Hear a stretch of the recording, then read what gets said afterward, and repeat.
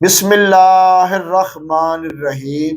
اللہ کے بابرکت نام سے شروع جو دلوں کے بھید خوب جانتا ہے، دیکھتی آنکھوں، بولتی زبانوں، سنتے کانوں کو حکیم محمد امین انجم کھوکھر کا سلام۔ بچوں کے اسپیشلسٹ اب غوثیہ دوا خانہ آپ کی خدمت میں چند امراض پیش کرنے جا رہا ہے۔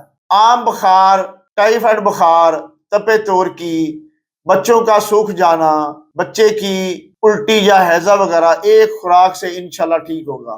بچوں کے پیچش یا مروڑ، چھاتی میں سانس کی تنگی، عام کھانسی یا کالی کھانسی وغیرہ۔